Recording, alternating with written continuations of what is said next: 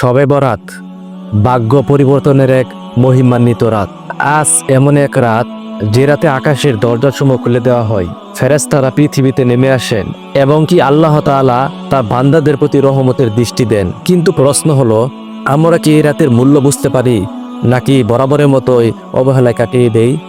এই রাতেই লেখা হয় মানুষের আগামী 1 বছরের তাকদীর। কে বাঁচবে, কে মারা যাবে, কে দরিদ্র হবে এবং কে ধনী হবে, কার রিজিক বাড়বে আর কার রিজিক কমবে, কার গুনাহ মাফ হবে আর কার গুনাহ মাফ হবে না, ইত্যাদি বিষয়গুলো এই রাতে লেখা হয়ে থাকে।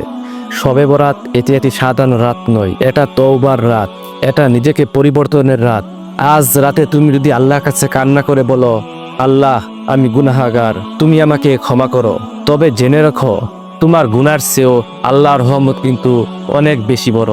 একবার ভেবে দেখো, যদি আজ ফেরেশতারা তোমার নাম তুলে নেয়, তবে আগামী শবে বরাতে তুমি কোথায় থাকবে? মসজিদে নাকি অন্ধকার কবরে? কবরের সেই ভয়ঙ্কর দৃশ্যটা একবার কল্পনা করো। চারিদিকে শুধু অন্ধকার, কোনো বন্ধু নেই, কোনো মোবাইল নেই, কোনো বাবা মা নেই, আছে শুধু তোমার নেক আমল আর গুনাহ। তখন কি তুমি বলতে পারবে, হে আল্লাহ তুমি আমাকে আরেকবার পৃথিবীতে পাঠাও? কিন্তু তখন আর সেই সুযোগ থাকবে না। আজ আমরা দুনিয়াতে হাসতেছি, গান করতেছি, কত ধরনের গুনাহ করতেছি, কিন্তু আমি নিজেও জানি না আমার মৃত্যু কখন হবে। হয়তো এক নিঃশ্বাসের ব্যবধান। শবে বরাতের রাতে আল্লাহ পাক রব্বুল আলামিন ঘোষণা করে বলেন, কেউ কি এমন আছো যে আমার কাছে ক্ষমা চাইবে, আমি তাকে ক্ষমা করে দেব। কিন্তু সেই সময়টাতে আমরা কি করি? হয়তো ঘুমিয়ে থাকি, নয়তো সিনেমা দেখি, নয়তো বন্ধু বান্ধবের সাথে আড্ডায় বসে ফেসবুক স্ক্রলিং করি। কত আফসোস হবে সেই দিনটা, যেদিন বুঝবে আজকের এই শবে বরাতের রাতটা যদি কাজে লাগাতে পারতাম। আজকের রাত্রে শবে বরাতে যদি তুমি কান্না করতে না পারো, কিয়ামতের দিন তোমার চোখের পানি তোমাকে বাঁচাতে পারবে না। হয়তো আজকে রাত্রে লেখা হচ্ছে উমুক ব্যক্তি আর পৃথিবীতে থাকবে না। এক মুহূর্ত ভেবে দেখো, সেই নামটা যদি আমার তোমার হয়।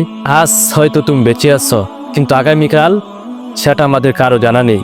কবর খুব সংকীর্ণ একটা গর্ত, সেখানে নেই কোনো আলো, নেই কোনো বাতাস, নেই কোনো বন্ধু বান্ধব। তোমার শরীর পচে যাবে, চামড়া ধসে পড়বে, পোকামাকড়ে এই সুন্দর দেহটাকে খেয়ে নেবে।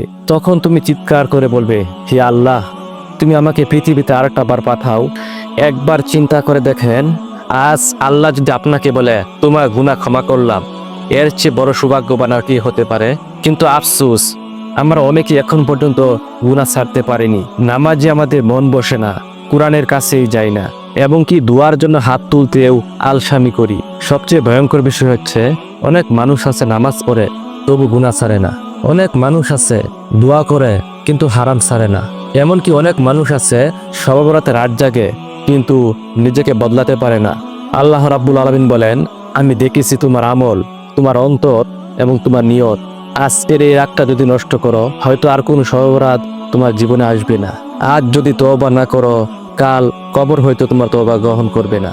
সময়টা ফুরিয়ে যাচ্ছে, মৃত্যু ধীরে ধীরে এগিয়ে আসছে। হে আল্লাহ তুমি আমাদেরকে এমন মৃত্যু কখনো দিও না যে মৃত্যুতে তওবা থাকবে না। তুমি আমাদেরকে ক্ষমা করো, হেদায়েত দান করো, তুমি আমাদেরকে মাফ করে দাও আজকের এই শবে বরাতের উসিলায়। হে আল্লাহ এই শবে বরাতের উসিলায় আপনি আমাদের সকলকে ক্ষমা করে দিন, আমিন।